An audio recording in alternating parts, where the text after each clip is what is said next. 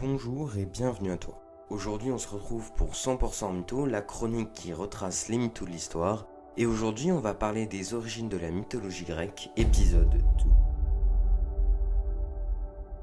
Au commencement on retrouve Chaos. Alors ce dieu est un peu particulier parce qu'on ne sait même pas vraiment d'où il vient. Il est là, il l'a toujours été et puis c'est tout. On le qualifie d'élément primordial, il n'a même pas de corps à proprement parler parce qu'il représente le désordre. Donc pour résumer, Chaos c'est celui qui est à l'origine de tout. Il a spawn donc Seozu et il représente donc le chaos.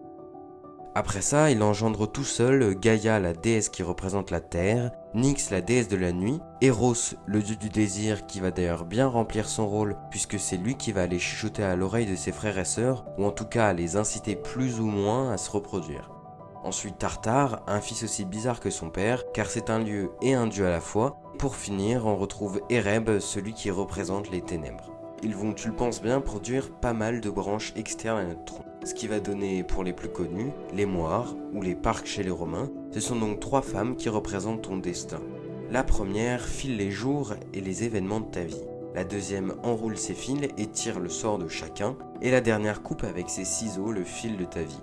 On retrouve également Charon, le vieux passeur radin des enfers. Et enfin, les 1000 onérois, les divinités des rêves et des songes. Ensuite, on arrive à Gaïa, la déesse de la terre, qui va enfanter Ouranos. Ce dernier va nous créer une toute petite branche qui va bifurquer notre tronc et va donner Phorcys et Céto ou encore les Gorgognes. Maintenant, on arrive à la branche la plus intéressante à mon goût. Donc Gaïa, notre déesse Charo, elle va pas s'arrêter là et avec Ouranos, son fils, va enfanter une multitude de divinités. Et quand je dis beaucoup, il y en a vraiment beaucoup. Il apparaît donc Rhea, qui deviendra la mère des Olympiens, Cronos, le titan revanchard, les Méliades, des nymphes nées du sang d'Ouranos, Théia et Hyperion qui sont également des titans, Aphrodite, la déesse de l'amour, les Érénices qui représentent la vengeance et le crime, et enfin les Hécatonchires. Bon, il me semble ne pas avoir trop oublié de branches qui bifurquent de notre tronc. En gros, on retrouve pas mal de titans et de titanides, des dieux qui naissent du sang d'Ouranos, et pas mal de divinités aux attributs plus que troublants. Bon, alors maintenant on va passer à la petite histoire de Cronos le renié. Comme tu as pu le voir, Ouranos a eu pas mal de monstres et la légende raconte qu'à la vue de certains de ses enfants, comme les Hécatonchires, il fut tellement dérouté et effrayé qu'il les enferme dans le Tartare. Le Tartare, si tu ne sais pas ce que c'est, je te conseille de regarder ma vidéo sur les origines grecques 1, j'en parle plus précisément que dans cette vidéo. Donc il les enferme dans le Tartare, ce lieu de punition et d'enfermement. Il les enferme au plus profond de la terre, ce qui au final se trouve être assez glauque, puisque ça revient à rejeter ses enfants dans le ventre de leur mère Gaïa, qui, je te rappelle, est la représentation de la terre. Donc pour résumer, Gaïa est la couche des enfants d'Ouranos, qui les trouve tellement affreux qu'il les repousse dans son ventre en les étouffant au passage. Donc forcément, après tout ça, Gaïa est pas super contente, et à l'aide de certains de ses autres fils, elle va chercher à se venger. Donc elle appelle les titans, arme Cronos, la figure de cette révolution et son commandant, et les envoie chez leur père.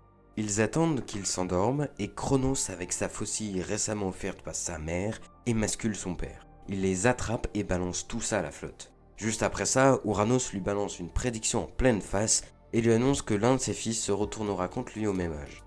Mais même après ça, Ouranos continue d'enfanter, puisque c'est grâce aux gouttes de sang qui tombent de cette blessure que les Méliades, les Érénices et d'autres apparaissent. Du coup, Cronos promet à ses frères et sœurs qu'aucun de ses enfants ne montera sur le trône et qu'il les tuera de sa main. Et ça marche puisque du coup, c'est Cronos, notre titan préféré, qui monte au pouvoir. Il succède donc à Ouranos et s'unit à l'une des titanides, Rhea, qui se trouve comme par hasard être sa sœur. Tout va pour le mieux et tout le monde est content. Sauf qu'au bout d'un moment, ils ont des enfants. Et si t'as à peu près suivi ce que j'ai raconté depuis le début, eh bien tu dois te souvenir de la prédiction d'Ouranos et de la promesse que Cronos a fait à ses frères et sœurs. Cronos, il s'en souvient également très bien, et il trouve comme meilleure solution de tous les avaler.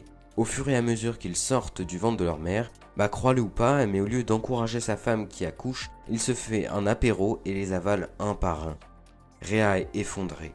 Le temps passe et elle se retrouve à nouveau enceinte de Cronos, un petit garçon qui se trouve être Zeus. Sous les conseils de Gaïa, sa mère, elle s'enfuit et le confie à des nymphes qui vont l'élever et le nourrir avec l'aide d'une chèvre. Et pour tromper Cronos qui se rendit compte quand même qu'il y avait un truc qui allait pas, elle lui fait manger, à la place de son enfant, une pierre enroulée d'un tissu. Et ça marche plutôt bien puisqu'il n'y voit que du feu. Zeus il grandit et on commence à lui parler de son père, et forcément de comment il a massacré toute sa fratrie. Donc Zeus force Cronos à régurgiter tous ses frères et sœurs, qui ont continué bien évidemment de grandir dans le ventre de leur père, et les dieux fraîchement sortis du ventre de leur père vont déclencher une guerre. C'est suite à cette période que va suivre la Titanomachie ou encore la guerre des géants qui opposera Zeus, ses frères, ainsi que Prométhée aux titans et à Cronos. Merci beaucoup à tous ceux qui ont suivi cette vidéo, j'espère que cette vidéo t'a plu et moi je vais commencer à écrire les scripts de ma prochaine vidéo en espérant te revoir très bientôt sur cette chaîne.